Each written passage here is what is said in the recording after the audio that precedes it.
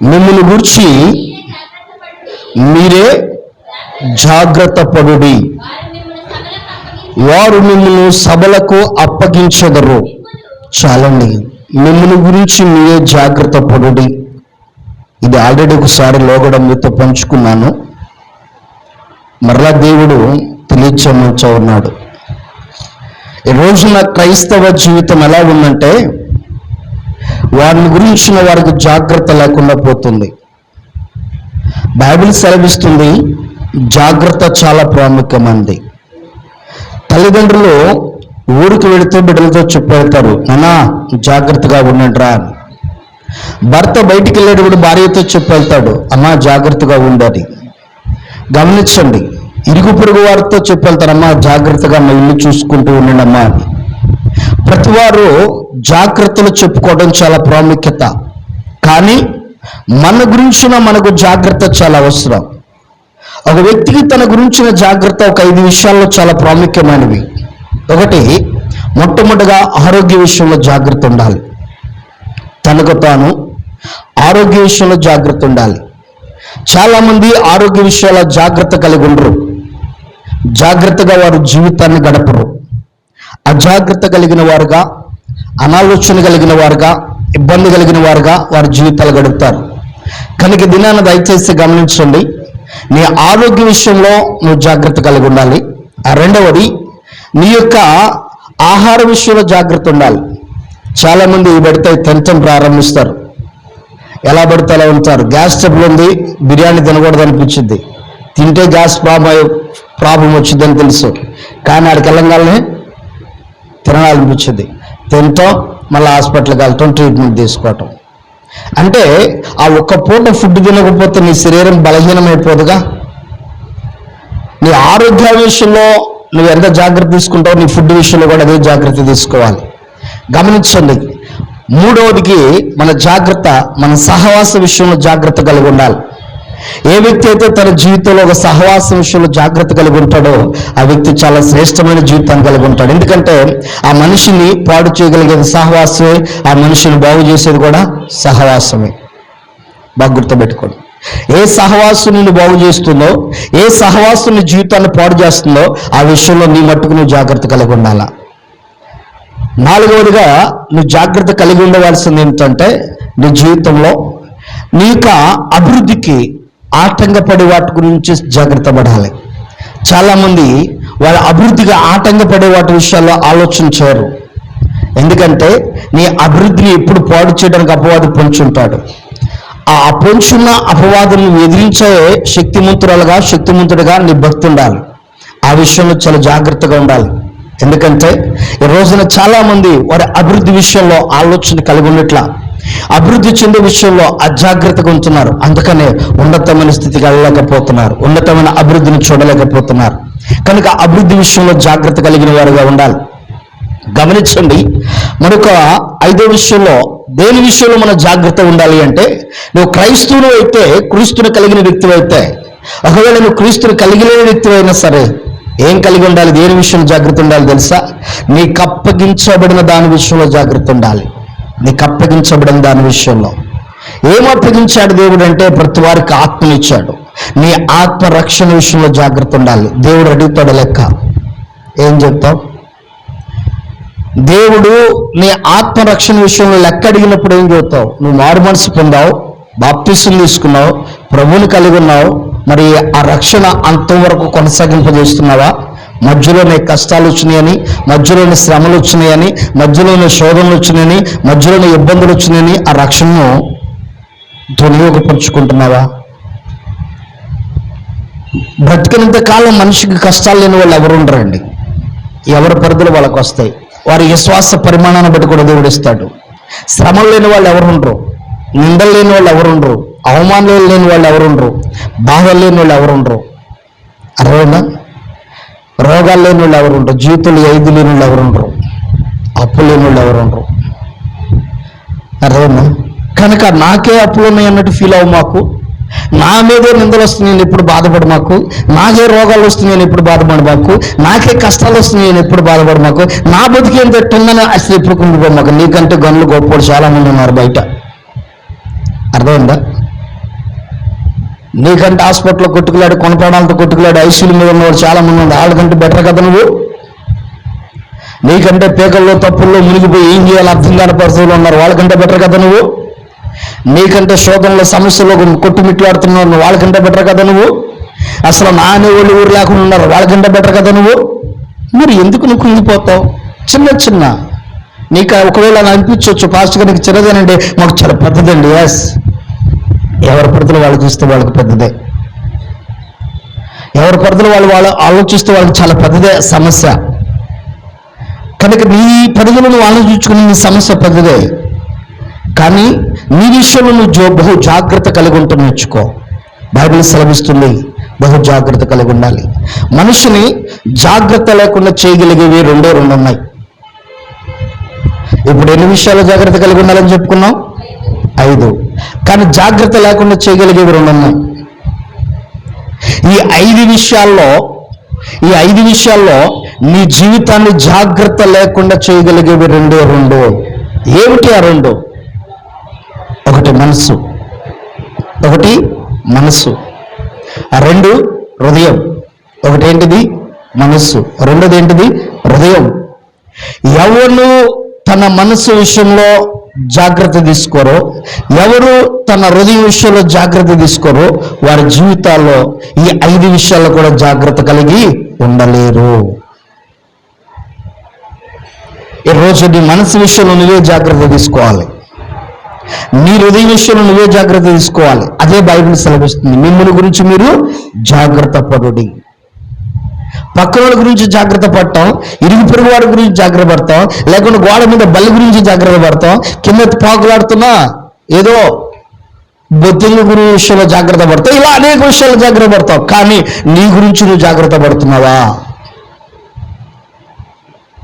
ఈ 5 విషయాలను, నీ 5 విషయాలను పాడు చేయడానికి, ఈ 5 రకాలైన అభివృద్ధికరమైన నీ జీవితంలో ఉన్నతమైన స్థితిని పాడు చేయడానికి, అజాగ్రత్తగా కలిగించడానికి నీ మనసే కారణం అవ్వచ్చు, అది నీ హృదయమే కారణం అవ్వచ్చు. అందుకని బైబిల్ సెలవిస్తుంది, నీ మనస్సు నీ హృదయాన్ని బహు జాగ్రత్తగా ఉంచుకోవాలి. ఎందుకంటే ఇవి పాడైపోతాయి, ఇవి బహు భయంకరమైనవి. ఒకసారి చదవండి ద్వితీయోపదేశ కాండము 4వ అధ్యాయము 9వ వచనం. ద్వితీయోపదేశ కాండము 4వ అధ్యాయము 9వ వచనం.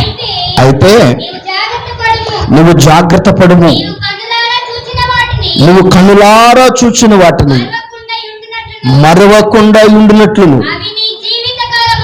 అవి నీ జీవిత కాలమంతయు నీ హృదయములో నుండి తొలగిపోకుండానట్లును నీ మనస్సును ఏం చేయాలంట? మనస్సును ఏం చేయాలంట? అమ్మ, మనస్సును ఏం చేయాలి? జాగ్రత్త. మనస్సును పాడు చేయగలిగితే మనిషి పాడైపోతాడు. మనిషి పాడవటానికి కారణం మనసే. మనసు బాగలా పో, అత మాట్లాడుతాడు, మనసు బాగలా చెప్తున్నాగా. ఏమైంది? మనసుకేమైంది చెప్పాలా? ఏమైంది? మనస్సు పాడైతే జీవితం పాడైంది. భర్త అరిశాడు, పెద్ద భయంకరమైన మాట అన్నాడు, వ్యభిచారివి అన్నాడు. ఇప్పుడు ఆ వ్యక్తి ఇంట్లో ఎలా బాధపడి చెప్పండి? నన్ను ప్రేమించే నా భర్త నన్ను ఇంత భయంకరమైన పెద్ద మాట మాట్లాడాడు, ఇక నేను బ్రతుకుండి దేనికి? నా మనసు పగిలిపోయింది. ఏడుంది అసలు పగలటానికి నాకు తెలిసి. ఏమండి, మనసు పగిలిపోయింది, ముక్కలైపోయింది, చెక్కలైపోయింది అంటాం. ఆ మనసు ఎక్కడుంది అసలు? ముక్కలు అవటానికి, చెక్కలు అవటానికి. ఈ రోజున నీ మనస్సును పాడు చేయగలిగేది చాలా ఉన్నాయండి లోకంలో. భర్త విషయంలోనే కాదు, భార్య విషయంలో కూడా.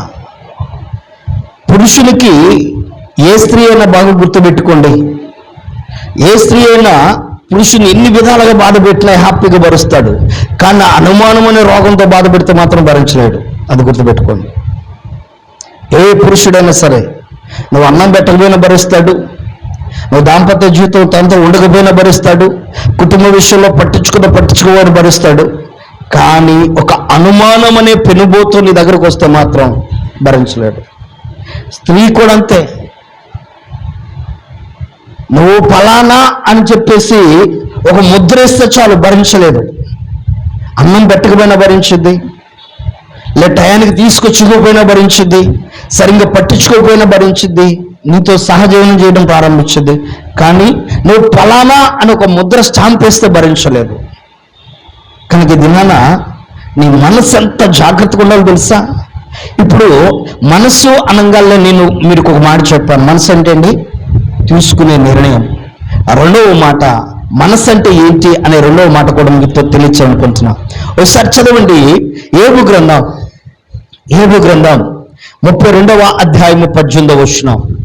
ఏబు గ్రంథం 32వ అధ్యాయం 18వ వచనం. నా మనస్సు నిండా మాటలు ఉన్నవి. ఏమున్నాయంట? మనసు అంటే ఏంటి చెప్పండి. ఇప్పుడు ఒకటి అప్పటికప్పుడు తీసుకునే నిర్ణయం, రెండవది మాటలు. ఈ రోజున మనసు నుండి ఏముంటాయి? మాటలు. నా ప్రియ సహోదరి సోదరుడా, నీ మనస్సును పాడు చేయగలిగిన మాటలు అవే జ్ఞాపకం వస్తూ ఉంటాయి. ఆ మాటలే తలపోసుకుంటూ ఉంటావు. కూర్చున్న కానించి ఆ మాటలే, పడుకున్న ఆ మాటలే, ఎడు తిరిగిన ఆ మాటలే, ఎడు చూసిన ఆ మాటలే, ఏ పని చేస్తున్న ఆ మాటలే. అసలు ఆ మాట పోట్లేదండి నా మనసులో నుంచి. ఆ మాటల పోట్ల ఎంత పోగొట్టుకుంటూ ఉన్నా నా వల్ల కావట్లేదండి. ఎంత పోగొట్టుకున్నా నా వల్ల కావట్లా. నా మనసు నుండి అయ్యే మిగులుతున్నాయి. ఏం చేయాలి అర్థం కావట్లా. కారణం ఏంటి? నీ మనసు నిండా అయ్యే ఉంటానికి కారణం ఏంటి? ఈ రోజున నీ మనసును పాడు చేయడానికి, నీ మనసును గలిబిలి చేయడానికి, నిన్ను జాగ్రత్త లేకుండా, నీ జీవితాన్ని జాగ్రత్త లేకుండా చేయడానికి నీ మనసు నిండా అయ్యే ఆలోచన తలెత్తుతూ ఉన్నాయి. జాగ్రత్త. నా ప్రియ సహోదరి సోదరుడా, ఎవరో నీ గురించి చెడుగా చెప్పారు, వాటిని బాగా పదే పదే పదే పదే నీ మనసు నుండి తెచ్చుకో. మాకు చెప్పినోడు బాగానున్నాడు, అన్నోడు బాగానున్నాడు, వాడు వెళ్ళిపోయాడు. ఇప్పుడు ఎన్నా నీవే నలిగిపోయేది. నన్ను అన్నారు. ఇదే మా భజన. నన్ను ఆ మాట అన్నారు, మా మనసులో పాటలేదండి, మనసు నుంచి పోట్ల. ఎంత తీసేసుకుందామన్నా నా వల్ల కావట్లేదండి. ఏడ్చేవాళ్ళు కూడా ఉన్నారు. ఈరోజు కారణం ఏంటంటే నీ మనసును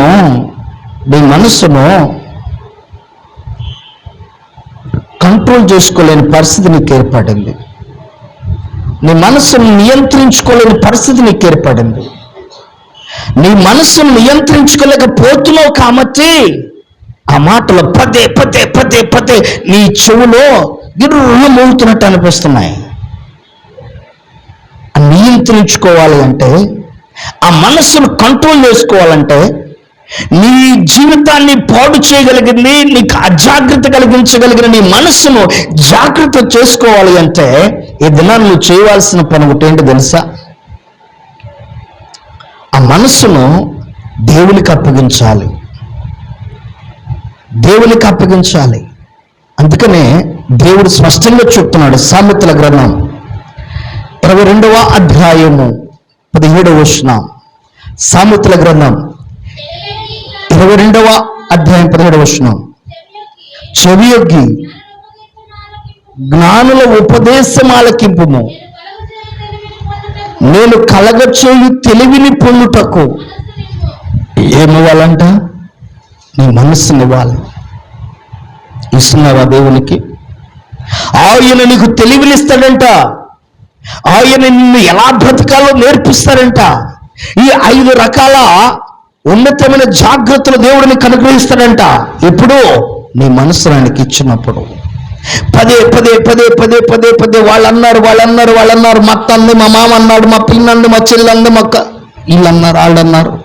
ఏ పదాలు నువ్వు తలపోసుకుంటూ కృంగిపోతూ నీ మనస్సును పాడు చేసుకుంటూ నీ ఆరోగ్యాన్ని పాడు చేసుకుంటే ఏంటి ఉపయోగం? తెలివి లేదని అర్థం. నేను అనేక మార్లు చాలామంది చూస్తా, తెలివిగా బతకటం నేర్చుకుంటారా బాబు అని. తెలివిగా బతకటం అంటే ఒకటి నుంచి బతకటం కాదు, అర్థమైందా? తెలివిగా బ్రతకటం అంటే ఒకళ్ళు ఆర్పి బ్రతకటం కాదు, ఒక నాశనం చేసి బ్రతకటం కాదు. తెలివిగా బ్రతకటం అంటే సమాజంలో నీకంత ఒక గౌరవాన్ని సంపాదించుకుని ఎవరిని ఆశించకుండా బ్రతకటం తెలివి ఎదగటం. ఎట్లా వచ్చిందో తెలివి తెలుసా? సమస్య నీ దగ్గరకు వచ్చినప్పుడు వచ్చింది, కష్టాలు నీ దగ్గరకు వచ్చినప్పుడు వచ్చింది. తెలివి ఎప్పుడు వచ్చింది తెలుసా? ఎప్పుడు పెడితే అప్పుడు తెలివి. శోధనలు, శ్రమలు, కష్టాలు నీ దగ్గరకు వచ్చినప్పుడు అప్పుడు వచ్చింది తెలివి. ఆ టైంలో రెండే నీ దగ్గరకు వస్తాయి, ఒకటి మరణము, రెండు తెలివి. శ్రమలు నీ దగ్గరకు వచ్చినప్పుడు, కష్టాలు నీ దగ్గరకు వచ్చినప్పుడు, ఇబ్బందులు నీ దగ్గరకు వచ్చినప్పుడు. మీకు కాకి సామెత ఒకటి ఉంది, కథ గుర్తుందా? ఓ రోజున కాకి బాగా దాహం వేసిందంట. దాహం వేసిన కాకి నీళ్ళ కోసం తిరిగి తిరిగి తిరిగి తిరిగి అనేక ప్రాంతాలు తిరిగి వచ్చిందంట. ఎక్కడికి వెళ్ళి నీరు దొరకట్లేదంట. ఆ దాహం వేసి అల్లాడిపోతున్న కాకి ఆఖరిక ఒక కొండ దగ్గరికి వెళ్ళిందంట. ఆ కొండ దగ్గరికి వెళ్ళి చూసిందంట. ఆ కొండ దగ్గరికి వెళ్ళి చూసినప్పుడు ఆ కొండలో నీరు కొంచెం ఉన్నాయంట. ఆ కుండలో ఉన్న నీటిని తాగడానికి తలకి ఇట్లా ముంచినా ఆ నీరు అందట్లేదంట దానికి. ఇప్పుడు కాకి తెలివితేటలు ప్రారంభించింది. అటు చావ, ఇటు బ్రతుక. ఏం తెలివితేటలు ఉపయోగించింది? పక్కకి వెళ్ళిపోయి రాయిలు అన్ని తీసుకొచ్చి ఒక రాయి కుండలో వేయడం ప్రారంభించిందంట. ఆ కుండలు వేస్తున్నప్పుడు ఆ రాళ్ళకు కిందకి వెళ్తున్నప్పుడల్లా నీరు అలా పైకి వస్తుంది ప్రారంభించిందంట. రాయి కిందకి వెళ్తుంది, నీరు కాస్త పైకి వస్తుందంట. అలా తన ముక్కుతో ఆ నీటిని తాగేస్తుందంట. ఇప్పుడు దాని ముందు ఎన్ని? రెండే రెండు. ఒకటేంటి? చావు, రెండోది బ్రతకటం. బ్రతకాలంటే ఏం కావాలా? తెలివి కావాలా. చావటానికి తెలివి అవసరం లేదు, చనిపోవడానికి తెలివి అవసరం లేదండి. బ్రతకడానికే కావాల్సింది తెలివి. అందుకని ప్రభు అంటున్నాడు, నీ మనసు నాకు ఇస్తే నేను నీకు తెలివినిస్తా. నువ్వు ఎలా బ్రతకాలో, నువ్వు ఎలా జీవించాలో, నువ్వు ఎలా ఉండాలో, సమాజంలో ఎలా పేరు ప్రఖ్యాతులు కలిగి ఘనత వహించిన వ్యక్తిగా, పరిశుద్ధమైన వ్యక్తిగా, దీవెనకరమైన వ్యక్తిగా నువ్వు ఎలా బ్రతకాలో అట్టి తెలివి నేను నీకు ఇస్తా. నువ్వు నా మనసు నాకు ఇస్తావా అని అడుగుతున్నాడు. ఒకసారి ఆలోచించాయి. అప్పటికప్పుడు తీసుకుని నీ నిర్ణయాన్ని ఎవరికి అప్పగించాలి? దేవునికి అప్పగించాలి. పదే పదే పదే పదే పదే పదే పదే నీ మనసులో గుర్రుమని తిరుగుతున్న మాటలను దేవునికి అప్పగించాలి. ప్రభా, నీ చేతికి అప్పగిస్తున్నానయ్యా, పలానోళ్ళైతే నన్ను ఇలా అంటున్నారయ్యా, ఒక్కసారి జ్ఞాపకం చేసుకో. ఆ స్థితిని నా మార్చయ్యా, నాకు ఉన్నతమైన స్థితి ఇచ్చాయి. వారు అంటున్నారే, ఆ స్థితిలో నన్ను ఉంచొద్దు, వారు అంటున్న స్థితిలో నన్ను ఉంచొద్దయ్యా, నా స్థితిని మార్చు ప్రభా. నేను నీ బిడ్డను కదయ్యా, నేను నమ్ముకున్నాను కదయ్యా, నేను నీ దగ్గరకు వచ్చాను కదయ్యా, నేను నీతో కలిసి ఉంటున్నాను కదయ్యా, నా నోట నీ పాట పాడుతున్నా, నా పెదవులతో నీ సన్నిధిలో స్తుతిస్తున్నా, నిన్ను ఆరాధిస్తున్నాను ప్రభా, కనుక నా స్థితిని మార్చయ్యా. వారు అంటున్నట్టుగా నన్ను ఆ స్థితిలో ఉంచొద్దు ప్రభా, ఆ స్థితిలో నన్ను ఉంచొద్దయ్యా, నన్ను లేవనెత్తు ప్రభా అని నీ పెదవుల నుంచి నీ మనస్సును దేవునికి అప్పగించి నువ్వు ప్రార్థించగలిగితే, నీ మనస్సును ఆయనకు అప్పగించుకోగలిగితే ఆయన నీ స్థితిని మారుస్తాడు. ఎందుకంటే ఎవరు చేయగలరు గొప్ప స్థితి? ఆయన నీకు తెలివినిస్తాడు ఎలా బ్రతకాలో. ఎవరు ఏ సందర్భంలో ఎలా నీతో మాట్లాడినా వారితో నువ్వు ఎలా మాట్లాడి నీకు తెలివినిస్తాడు ఆయన. ఉరిలాంటి సమస్య నీ దగ్గరకు వచ్చినప్పుడు, మరణం లాంటి సమస్య నీ దగ్గరకు వచ్చినప్పుడు, అపాయాలు నీ దగ్గరకు వచ్చినప్పుడు, శోధనలు నీ దగ్గరకు వచ్చినప్పుడు తెలివితేటలు నీకు ఇస్తాడు దేవుడు. ఇదిగో ఈ పని చెయ్యి, సేఫ్ జోన్లోకి వెళ్తావు. ఎలా ఉండు? ఎప్పుడు నీ మనసును ఆయనకు అప్పగించినప్పుడు. ఆ గందరగోళ పరిస్థితుల్లో చిక్కిపోయి శారీరక బలహీనమైపోయి శరీరం అంతా నీరు కారిపోయిన పరిస్థితుల్లోకి వచ్చి బీపీ డౌన్ అయిపోయి, షుగర్ డౌన్ అయిపోయి, హార్ట్ అటాక్ వచ్చి హాస్పిటల్కి వెళ్ళాల్సిన పని ఉండదు. అర్థమైందా? ఈ రోజున నీ మనస్సును దేవునికి అప్పగించడం నేర్చుకో. నువ్వు కలిగి ఉన్న కష్టాలు ఏమైనా కావచ్చు, నాకు కలిగి ఉన్న బాధలు ఏమైనా కావచ్చు, నువ్వు కలిగిన ఇబ్బందులు ఏమైనా కావచ్చు, వాటన్నిటిలో తెలివినిచ్చి నిన్ను బయటికి తీసుకురాటగా అడుగుతున్నాడు. ఏమిటి తెలుసా? నీ మనస్సు నాకు ఇవ్వు అంటున్నాడు. ఎందుకంటే ఆయన గొప్ప దేవుడు, ఆయన చాలా గొప్ప దేవుడు. ఒకసారి సామెతల గ్రంథం 28వ అధ్యాయం 26వ వచనం ఒకసారి చదవండి. 28వ అధ్యాయం 26వ వచనం. తన మనస్సును నమ్ముకున్నవాడు బుద్ధిహీనుడు. చాలామా ఎందుకు మనస్సును అడుగుతున్నాడు దేవుడు? చాలా మంది ఏమంటారు తెలుసా, నా 6 చెప్పిందండి. ఏం చెప్పిందంట? నా మనసు చెప్పిందండి. ఏం చెప్పింది? తన మనస్సును నమ్ముకున్నవాడు ఎలాంటి వాడంట? బుద్ధిహీనుడు. నువ్వు నమ్ముకోవాల్సింది ఎవరిని? దేవుణ్ణి. సృష్టికర్త అయిన దేవుణ్ణి ఎప్పుడైతే నమ్మటం ప్రారంభిస్తావో ఆ దేవుడు నీ జీవితంలో గొప్ప ఆశీర్వాదాన్ని ఇస్తాడు. ఆ దేవుడు నీ జీవితంలో గొప్ప ఉన్నతమైన స్థానాన్ని ఇస్తాడు, ఉన్నతమైన దీవెనతో నింపుతాడు. ఆయన నిన్ను విడిచేవాడు కాడు, ఆయన నిన్ను మరిచేవాడు కాడు. ఈ రోజున నా మనసు చెప్పింది కరెక్ట్, నా మనసు ఎప్పుడు నన్ను మోసం చేయదు అనుకుంటావు. 3 సందర్భాలు చెప్తాం నీ మనసు ఎలా మోసం చేసిద్దాం. 1, భర్త కోపంతో బయటికి వెళ్ళాడు. ఇంటికి వచ్చేటప్పుడు నీకు కావాల్సిన ఏదో ఇష్టపూర్వకమైన కొన్ని తీసుకొచ్చాడు. కానీ ఇప్పుడు నీ మనసు ఏమని తెలుసా? ఈయన అసలు నన్ను పట్టించుకోడు, ఈయన అసలు నన్ను చూడు, ఈయనకి నేనంటే ఇష్టం లేదు అని అనిపించి మరలా సమస్య పెట్టుకుంటాం.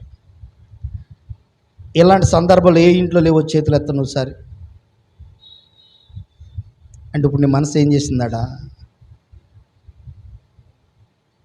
నీ మనసు ఏం చేసింది? భార్య మీద అరిసెళ్ళిపోయాడు, బయటికి వెళ్ళిపోయాడు. భార్య ఆలోచించింది, అయ్యో నా భర్త కోపం వెళ్ళిపోయాడు, తిన్నాడో తినలేదని చెప్పేసి ఇంటికి వచ్చేటప్పుడు కొంచెము ఆయన కోసం స్పెషల్గా ఫుడ్ చేసి పెట్టింది. కానీ ఇంటికి రంగాలనే నాకు తెలిసే నువ్వు వండవు, వాస్తవ పట్టించుకోనన్ను నాకు తెలుసు అంటే ఇప్పుడు నీ మనసు ఏం చేస్తుంది? నా చెప్పి నా మనసు నన్ను ఎప్పుడు తప్పు చేయదు అని అనుకుంటావు. ఇప్పుడు నీ మనసు ఏం చేస్తుంది? 2వ సందర్భం, రోడ్డు మీద వెళ్తుంటాం, మనసులో కనబడిద్ది, మనసులో అనిపించింది, కంటికి కనబడిద్ది. రోడ్డు మీద ఎండమావులు ఆ నీళ్లు గుంటుందని మనసు కనిపిస్తుంది, అక్కడ నీళ్ళు ఉన్నాయని. కానీ అడిగెళ్తే ఏముంటాయి? తారు రోడ్డు తప్ప నీరు కనబడిద్దా? కానీ నీ మనసుకి ఏమనిపిస్తుంది? అక్కడ నీళ్లు మడుగుంది, నీళ్ళ మడుగుంది. అర్థమైందా? 3వ సందర్భం, ఎవరో ఏదో తిట్టుకుంటున్నారు, అదే టైంకి రోడ్డు అంటే వెళ్తున్నావు, పక్కింటి తిట్టుకుంటున్నారు, వాళ్ళకి నీకు గిట్టదు.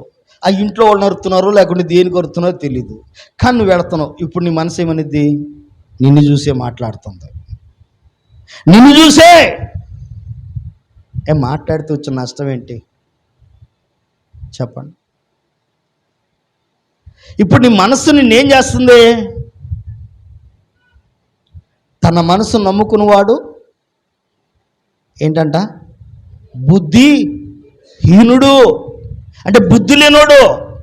అరే బుద్ధి లేనోడా, బుద్ధి లేదానా, నేను నిన్ను కాదు అందే, నన్ను నేను తిట్టుకుంటాను, నీకు వచ్చిన రా నష్టం ఏంటి అని అంటే అప్పుడు ఏం చేస్తాం? అర్థమైందా నీ మనసు ఏం చేసిందో? మనకెందుకంటే లేనిపోని దారిని పోతాం, మట్టి పూసుకోవడం అంత అవసరం ఉంటారా? అరుసుకొని మనలే అన్నారు, స్తోత్రం అనుకో, వచ్చిన నష్టం ఏంటి నీకు? ఆడ గట్టిగా పాట పాడు, హల్లెలూయా స్తుతి మహిమను పాట పాడుకో, వచ్చిన నష్టం ఏంటి? ఏమండి, నిన్ను అన్నారు, వాళ్ళు కావాలని అన్నారు అనుకో, స్తోత్రం అని చెప్పి వెళ్ళిపో. నీ మనస్సును ఎప్పుడు నువ్వు నమ్ముకోవద్దు. నా మనసు ఎప్పుడు నన్ను మోసం చేయద్దని అనుకోవద్దు. అసలు మనిషినంట అడి ఆశలు కలిగి తిరుగులాడు కన్నా ఎదుడున్నదాన్ని అనుభవించడం మేలు అని చెబుతాడు బైబిల్లో. మనసు అంట అడి ఆశలు కలిగేది చేసిద్దంట. ఆశలు రేపు కలిగేది ఏంటి తెలుసా? మనసే. కనుక నీ జీవితాన్ని పాడు చేయగలిగిన ఆ మనస్సును ప్రభు అంటున్నాడు, నాకు ఇచ్చేసాయి, నాకు అప్పగించు. నాకు అప్పగిస్తే నీ జీవితాన్ని నేను బాగు చేస్తా, నీకు తెలివినిస్తా, ఎలా బ్రతకాలి, ఎలా జాగ్రత్తగా ఉండాలో నేను తెలివినిస్తా. ఏదోను వనంలో వాళ్ళు జాగ్రత్త బ్రతకటానికి తెలివి లేదండి. అక్కడ నిజంగా వారికే తెలివి ఉన్నట్టయితే ఆ టైంలో వారు మొట్టమొదటిగా ఏ వృక్ష ఫలాన్ని తినేవాళ్ళు తెలుసా? జీవవృక్ష ఫలాన్ని తినేవాళ్ళు. దేవుడు తినమన్న ఫలాన్ని తినలేదు, తినొద్దన్న పండు నా సర్పం వచ్చి చెప్పగానే అవి వెళ్ళిపోయి గొప్పవుతుంది. నాకు అనిపిస్తూ ఉండేది, అంటే తెలివితేటలు ఇప్పుడే కాదు అప్పటి నుంచి లేవు మనిషికి అనిపించింది నాకు. నిజం, అప్పుడే తెలివితేటలు ఉన్నట్టయితే ఎలా ఉండేది తెలుసా? కనుక దయచేసి గమనించండి, ఇదినా నీ మనసుని ఎప్పుడు నువ్వు నమ్ముకోవద్దండి. నమ్మవలసింది ఎవరిని తెలుసా? దేవుని మీద నమ్మకం ఉంచు. ఆయన నమ్మిన వారిని ఆయన ఎన్నడను సిగ్గుపరచడు. ఒకవేళ నీ మనసును నీ సిగ్గుపరచొచ్చేమో కొన్ని సందర్భాల్లో, ఎర్రివాడిలాగా ఎర్రిదానిలాగా నిన్ను చేయొచ్చేమో, కానీ దేవుని నమ్మిన వారిని ఎన్నడను దేవుడు సిగ్గుపరిచేవాడు కాడు అని బైబిల్ సెలవిస్తుంది.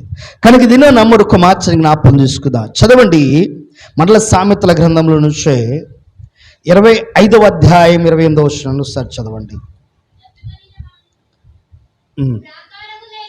ప్రకారము లేక పాడైన పురం ఎంతో తన మనస్సును ఏం చేయలేనుడంట, అణుచుకోలేని వాడు. ఎందుకు దేవుడు మనస్సును నాకు ఇమ్మంటున్నాడంటే, నీ మనస్సు నువ్వు కంట్రోల్ చేసుకోలేవు నాయన. నీ మనస్సు నువ్వేం చేసుకోలేవు, కంట్రోల్ చేసుకోలేవు.